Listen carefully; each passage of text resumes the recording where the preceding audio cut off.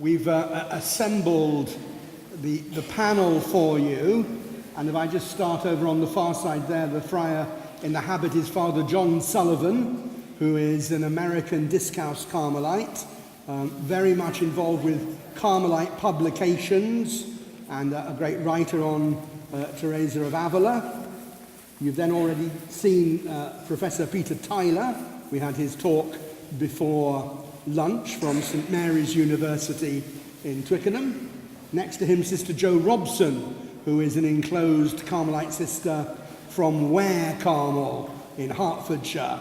And she's been one of the organisers of the Teresa 500, and she gave the reflection in the opening liturgy. Next to her, we have Bishop Terence Drainey. Bishop Drainey is the Bishop of Middlesbrough in the north of England and is a great devotee of Carmelite spirituality, and particular Teresa of Avila. And then next to him at the end here, Mrs. Sheila Grimwood, who is a member of the pastoral team here in Aylesford, but she's also writing a study at the moment on the letters of Teresa of Avila and what light they shed on her life and her spirituality. So we said after the lecture given by Peter that if we had any questions, now would be the time to start asking questions. So I'm going to throw it open to the floor. If you shout out your question, I'll repeat it here on the microphone.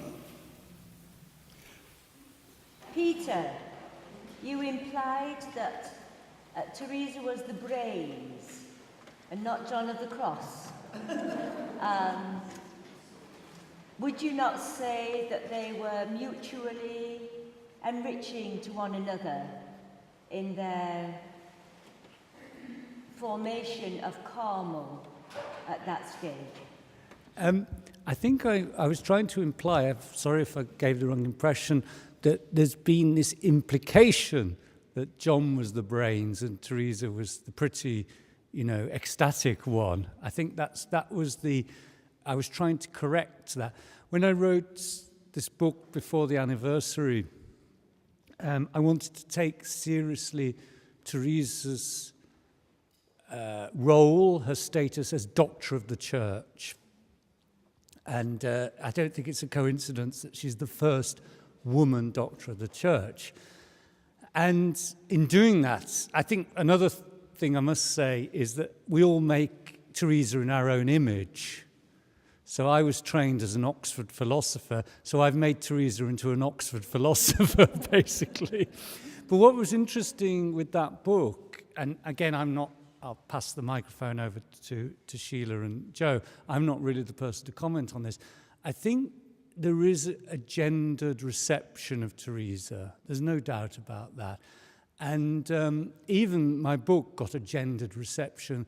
I got fantastic reviews from the women academics, and I got some rather snotty reviews from some male academics, because some of the men didn't like what I was doing. And some of the women, I suppose foremost of which Julia Kristeva, the French Bulgarian feminist, were very, very happy. But I don't know if you want to say anything about gendered reception of Teresa. I don't think I dare.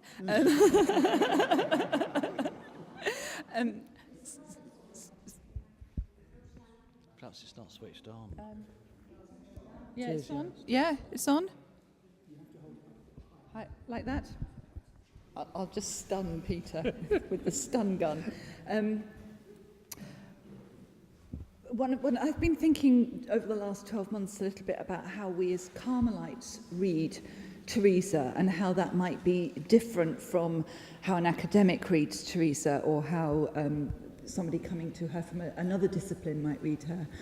And I think one of the things that we as Carmelites do very well is to read Teresa within the spectrum of the Carmelite saints. So none of us are pure Teresians. We always read Teresa with an eye on John of the Cross and an eye on Therese and an eye on Edith. So I think Margaret's question is coming from that sense that we have as Carmelites, that that you almost can't pluck one of the Carmelite saints out of the spectrum, that they speak as a body of people who inform one another and who are read in the light of each other. I don't know if that illuminates anything. I'll pass on to Sheila for...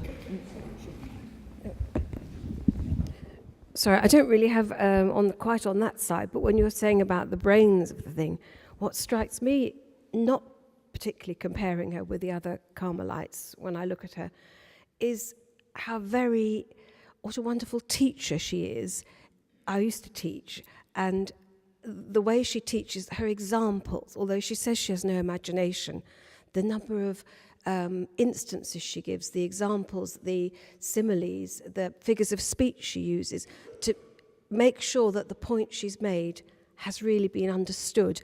And they're all very apt, but they're also quite easy for us to understand, even though what she's talking about is often very difficult to understand.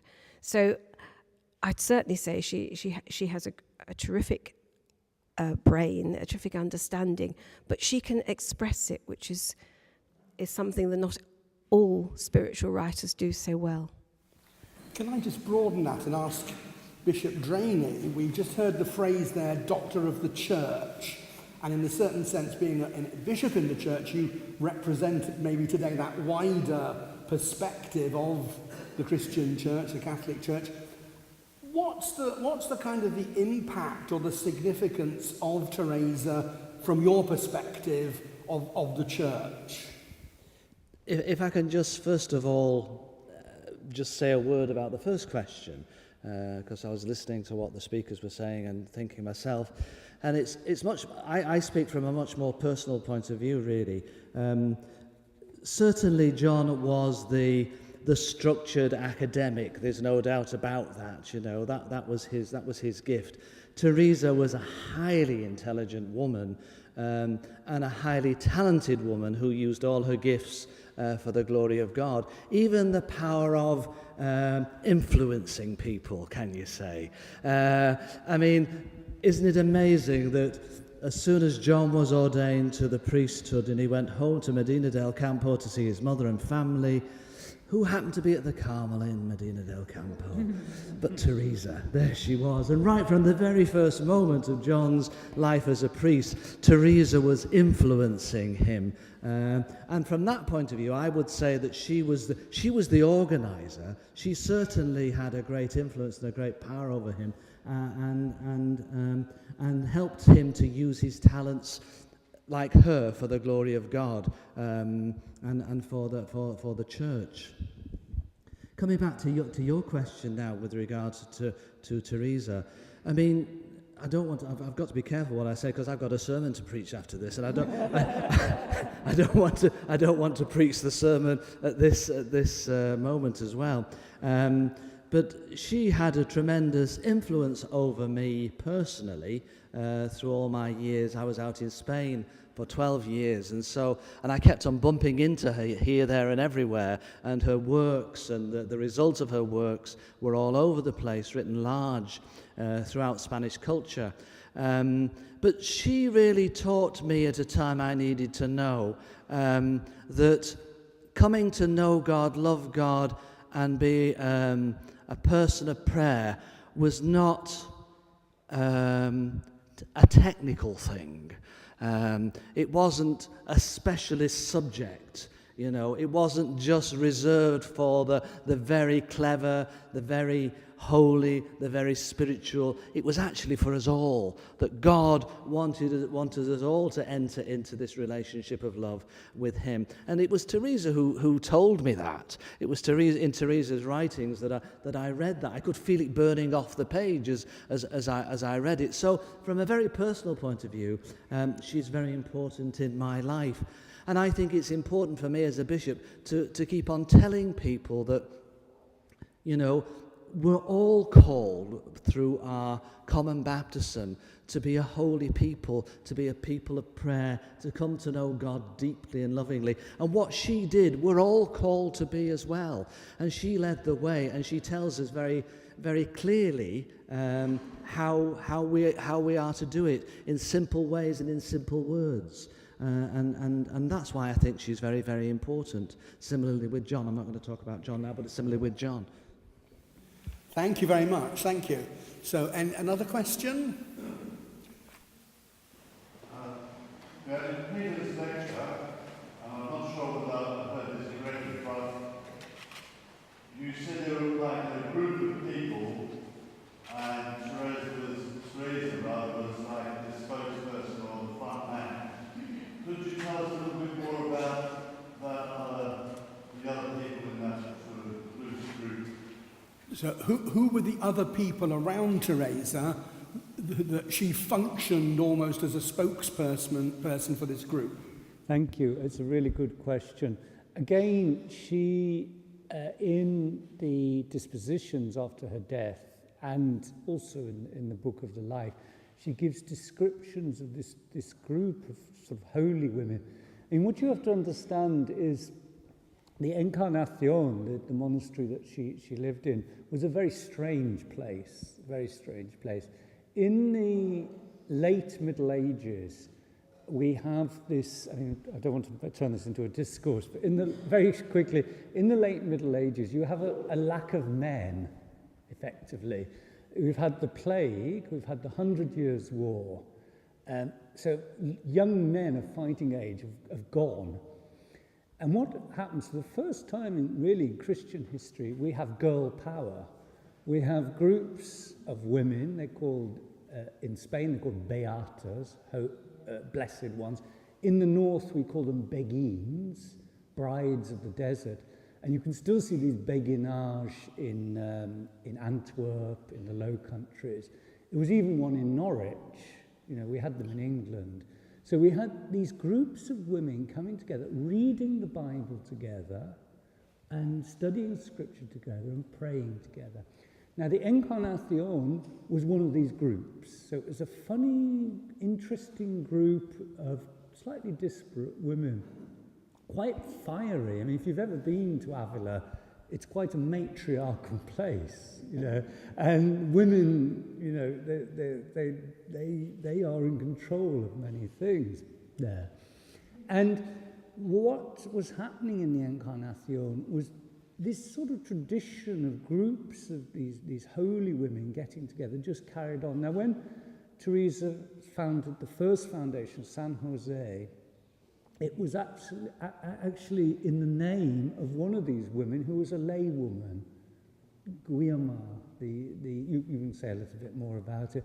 Donna Guiamar, she got the actual bull from Rome to found San Jose. So exactly as you said, Sir, Teresa was almost like the front woman for this quite extensive group.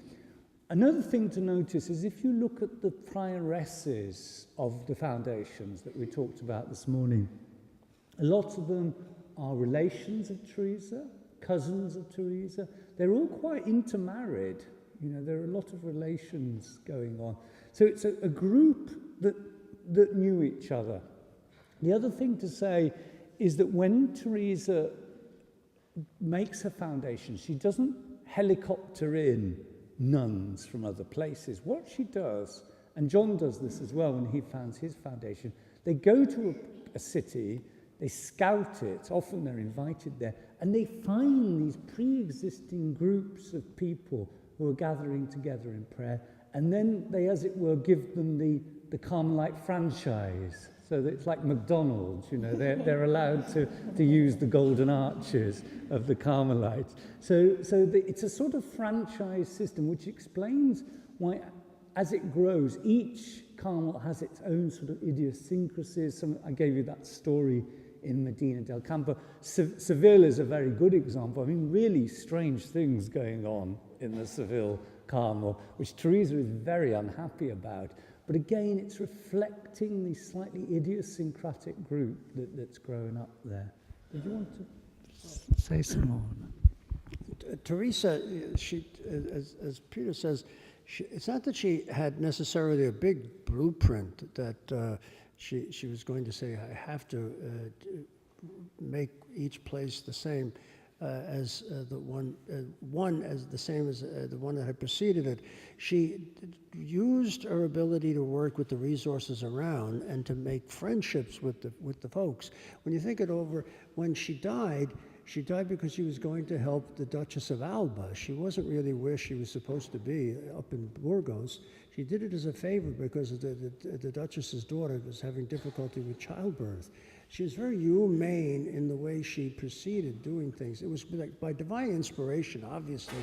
She was doing this to have these places they were called the dovecots of the Lord, places where Jesus would be really loved by the people because they were convinced he was the center of their lives. But she built on the human connections that she had with other people. And she also, one way of looking at this backwards is that of all the 17 houses that she had, there was just one that was actually built as a monastery, it's Malagon. And it's sort of built on a pretty much monastic scale. But the other places, they were houses stuck together.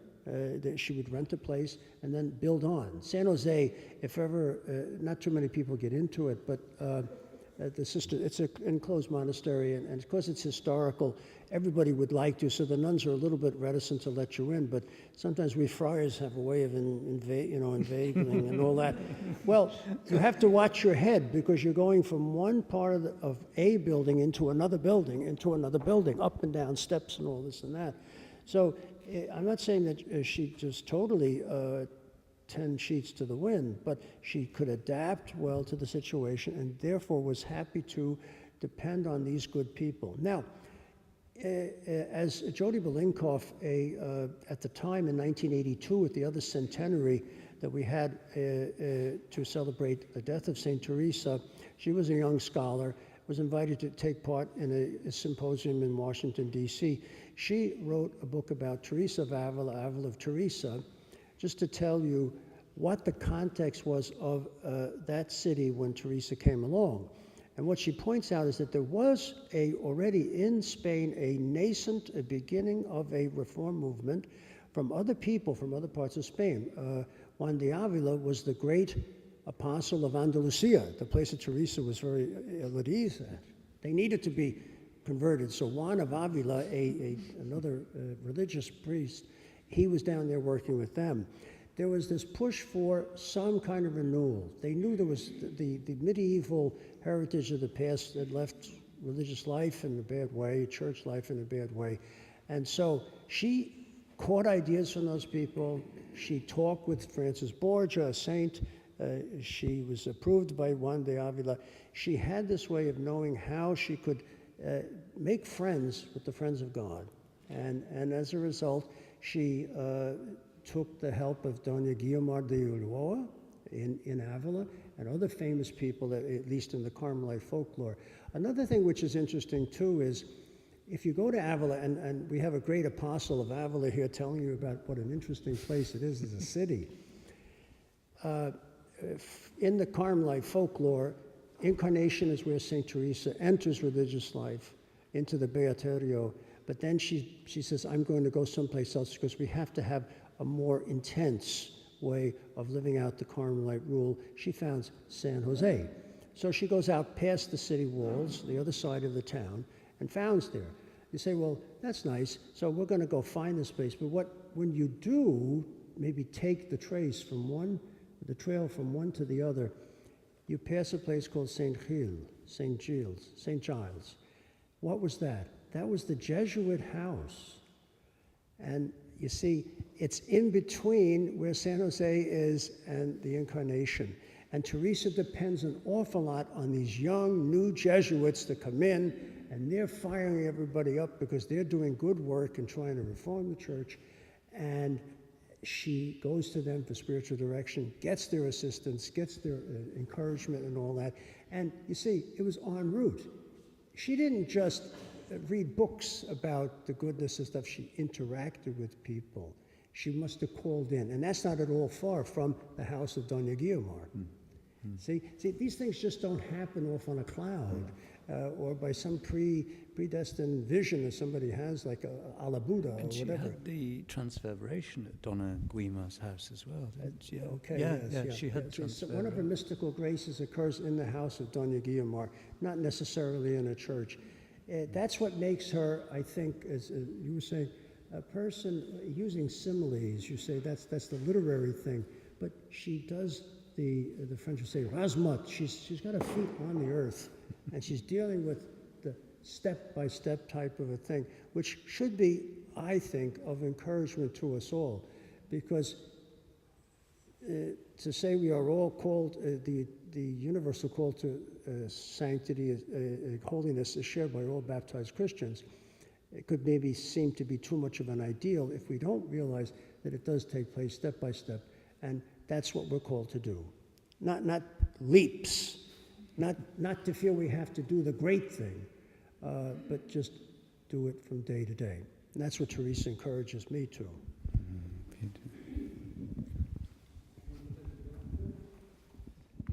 Just add one phrase where you were talking about passing San Gil and the Jesuits were there. Teresa's big phrase about choosing a spiritual director, you want un padre que es listo, santo pero listo, a priest who is clever and holy. And if you have to choose between the two, choose the clever one.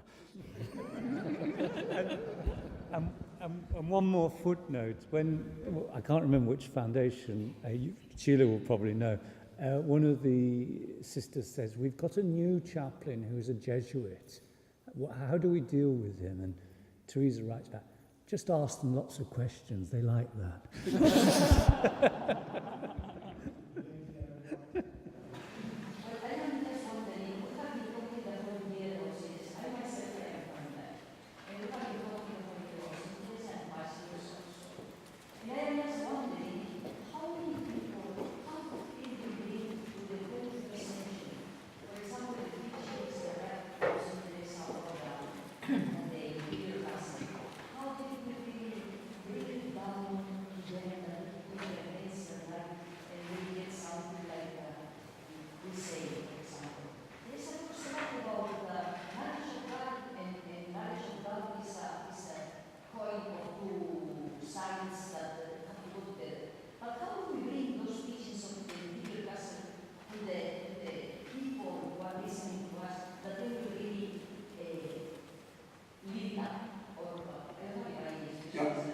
So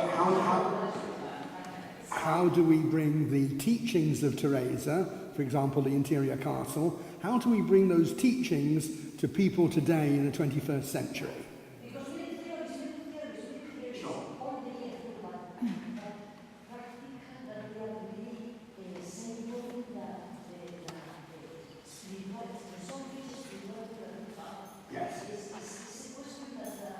Yeah. Joe, you've got the microphone. Well, I'm going to make 2 points, one of which I'm going to steal from Peter, because that seems a good start. I think that the quick answer to your question, how do we make Teresa accessible today, is we give her to people. We let people read her. One of the points that Peter makes very clearly in his book on Teresa is that when she wrote her books, she wrote in a very down-to-earth, earthy language. She wasn't using church vocabulary or writing in highfalutin terms. She's writing for ordinary people. And we've maybe somehow lost the earthiness of Teresa in all our expositions of her and discourses around her. We maybe need to go back to the texts and let her just speak to people in her straightforward, direct way. She uses that very down-to-earth language. And I think we also need to remember she's writing for communities of practical, down-to-earth women who want to know, how do we run our day? How do we live our lives? How do we make concrete the love of God and the mystical wisdom that you've gained? So she's presenting it at the level of the pots and pans. She's not writing a theological discourse for some academic. She's writing it for very practical, ordinary women. So my answer to your question would be, we give them the texts, we encourage people to read Teresa, we give them a way in, and then we let Teresa do her stuff. I'd just like to add to what Sister Jo said, because over this year, I've actually been to quite a lot of groups in this place, not all Carmelites, but just people who've come for perhaps a morning or a day learning about Teresa, and I've been to several of the Third Order groups. And it is just in opening Teresa up to them in her own words, whether it's bringing out her humour or bringing out other sides of her character that we can relate to, her impatience, her worry, etc. But then getting them interested in her, but then putting across what she's actually said about prayer from my own study of it, putting it in a way, using her words, but explaining as best I can what she's actually saying to people. And for most of my teaching career, I taught quite young children, so everything had to be put in relatively simple terms, and I hope that I can still do that with older people, but they need to not have long, complicated passages, or even go straight into reading some of the very wonderful erudite books written about her, but as you say, to hear her words, because she just sings across through the 500 years. She could have said it this morning.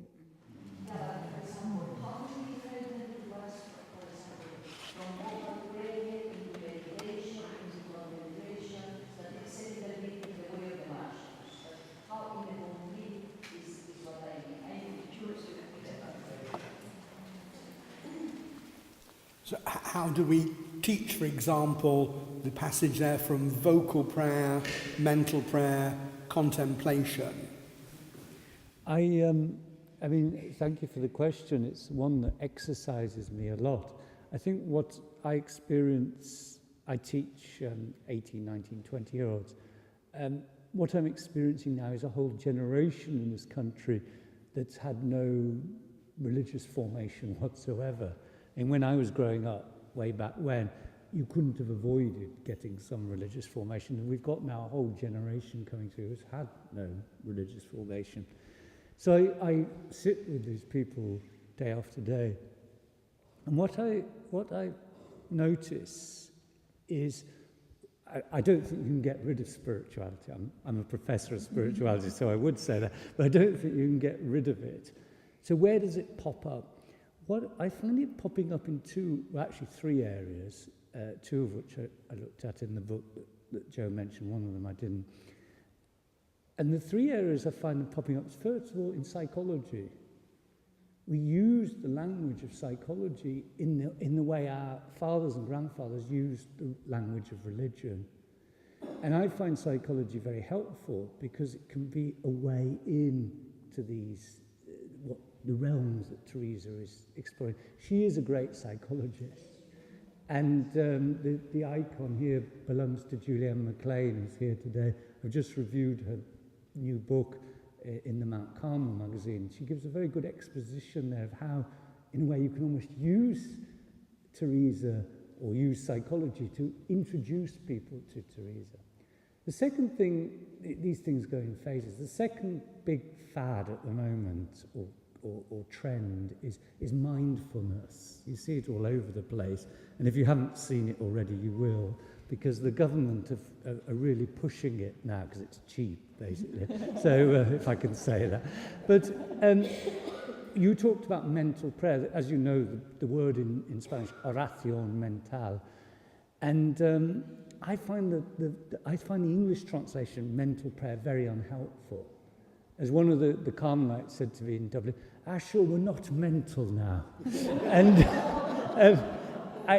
I think it would almost translate the word oración mental with mindfulness. And if you actually look at the way she's taught, or even heartfulness, in the way she's describing it in the fourth mansion of the castle, it is mindfulness, effectively.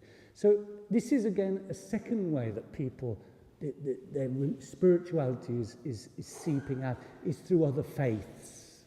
And again, I see lots of young people becoming Buddhists and Hindus, and etc. And I say to them, we've got all this in Christianity, you know. I mean, come and look at Teresa and John. You've got it all there. You know, you don't need to go to India. It's here. The third way, which I haven't explored so much in the past, but I think needs to be explored, is through art. You know, whenever the Tate or the National Gallery does an exhibition, you know, you can't get a ticket. People are going there. They open the galleries all night long. And they had an El Greco exhibition at the National Gallery not long ago. And everyone was there. And being a psychologist, I ended up not looking at the pictures, but looking at the people looking at the pictures, which is in fact actually more interesting. I know the pictures, I don't know the people. And I'm watching them thinking, why are they coming here? What are they looking for? So again, I think we can use these three channels, psychology, this other religion, meditation, and art as a way. And of course, Teresa, I'm sure, would be delighted. I don't know if anyone...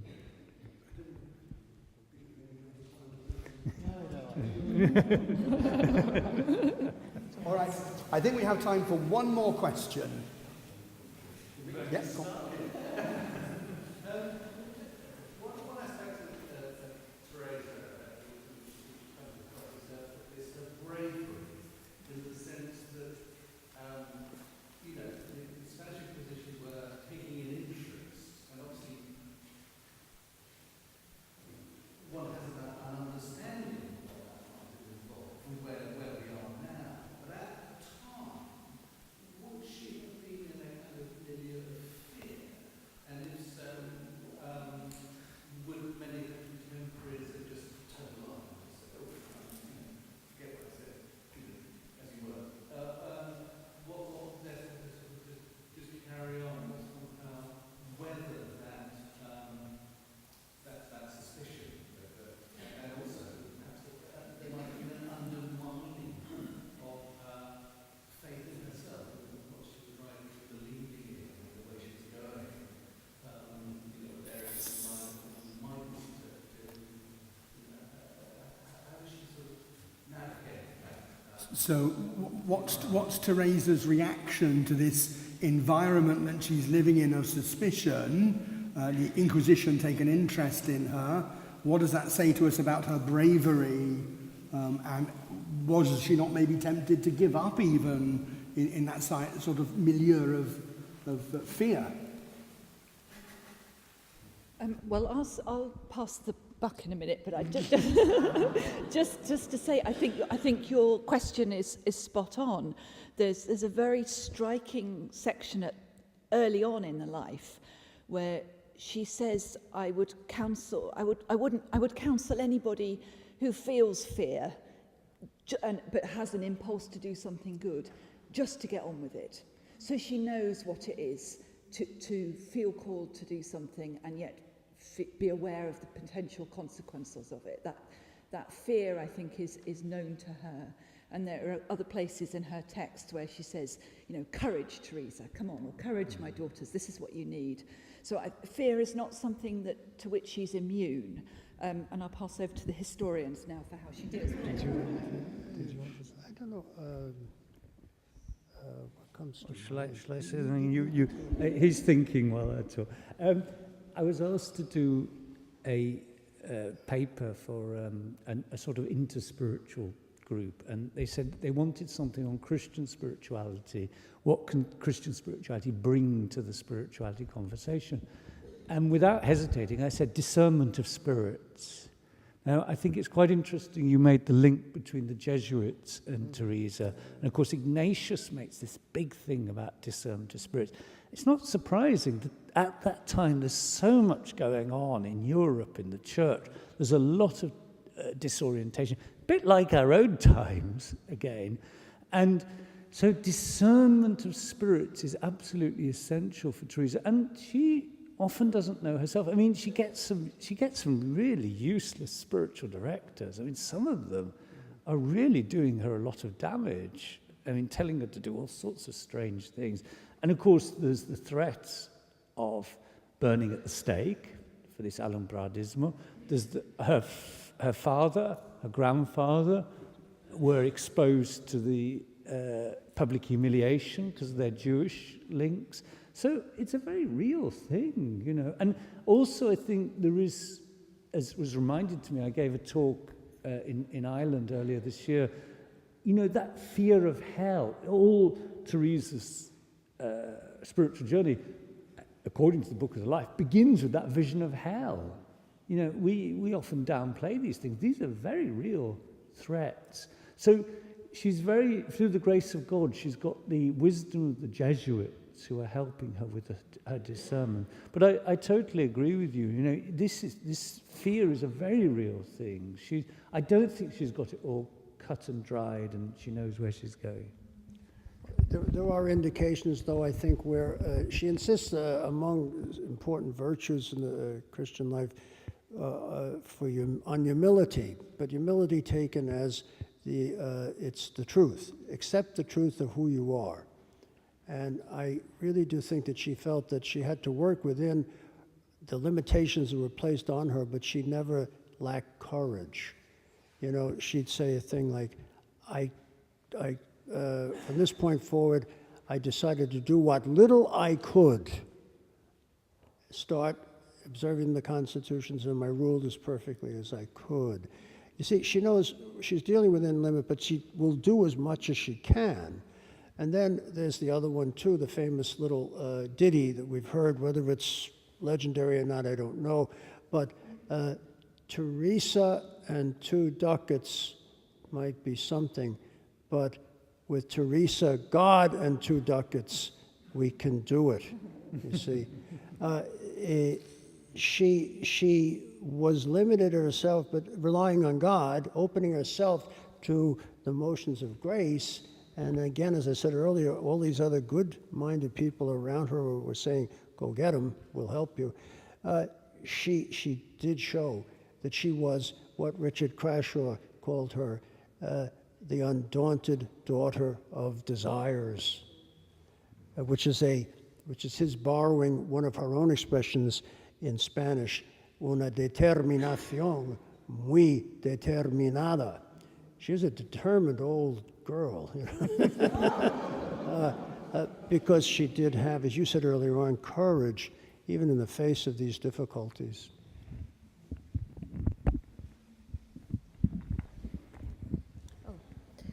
So I'll just add to that about the desires, that she is so convinced that this is the will of God for her and that she must do it.